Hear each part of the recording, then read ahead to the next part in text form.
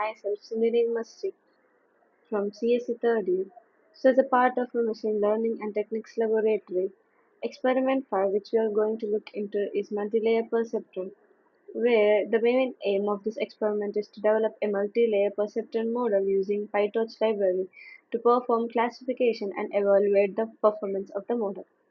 So, let us look into the working of multiple layer perceptron, where multiple layer perceptron is a type of neural network that consists of a input layer, one or more hidden layers, and an output layer, where each layer contains neurons connected by weights.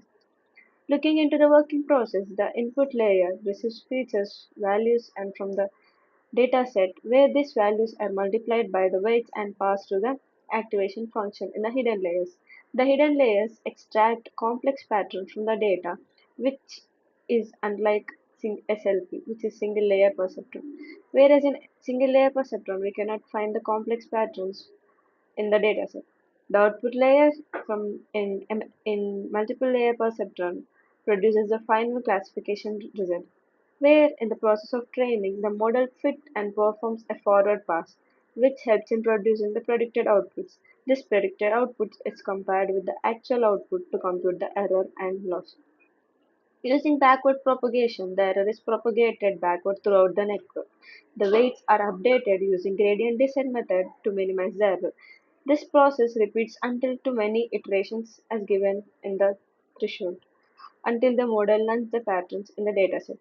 Looking into the m- experiment, first we are going to load the dataset, which is load digits from sklearn datasets, and then we are going to select the features and labels, which is nothing but choosing dependent and independent variables as x and y from the dataset.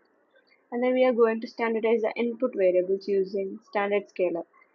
Standard scalar is to standardize the input features, where this ensures that all input values have zero mean and unit variance, which helps the neural networks to work more efficiently. So here we are going to use standard scalar method from scikit-learn preprocessing library, importing standard scalar, and then scale the x values, which are independent features.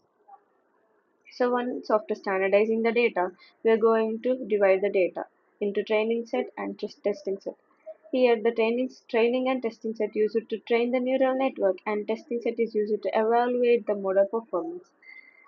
Working on 80 to 20% of training and testing, which is methodology of 80% of training data and 20% of testing data. And the print of training and testing data set would be retrieved as xtrain xtest shape. Next, we are going to convert the input to PyTorch, which means we are going to convert the input data and label into PyTorch tensors. Tensors are fundamental data structures used in PyTorch for performing deep learning computations. Where here we are going to define the architecture of multi-layer perceptron, and the model consists of four hidden layers with neuron size of 128, 64, 32, and 60, and an activation function such as ReLU are applied for each layer to introduce the nonlinearity. So here by tensors we are going to modularize, and then we are going to use this for deep learning computations. As we can see here, from torch we are going to import it as NN, and we are going to perform ReLU. We could see the results of the model which have been given MLP, multi-layer perception model. So once after this we are going to train the model.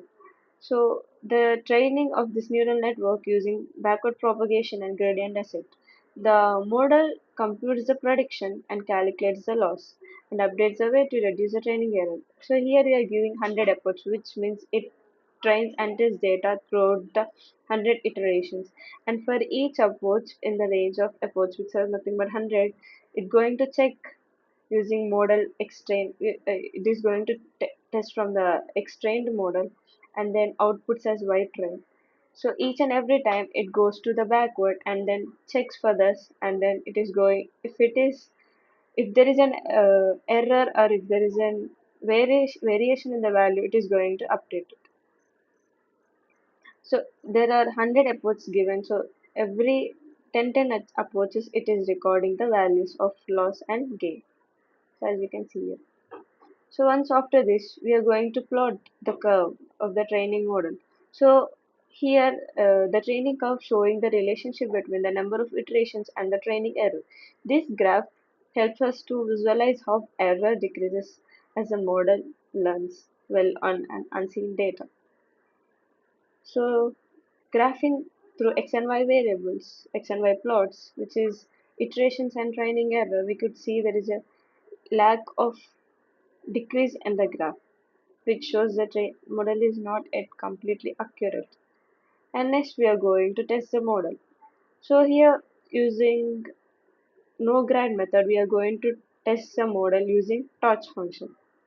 So predicted would be the y predict, which is dependent variable. So we are going to display the overall analysis of this in a confusion matrix and compute the evaluation metrics such as accuracy, precision score, recall, and F1 score to analyze the performance of the classification model. As the computation, as you can see in the confusion matrix, the diagonal elements 31, 27, 32 are not yet aligned properly. So the model has to be still more be accurate. Thank you for watching.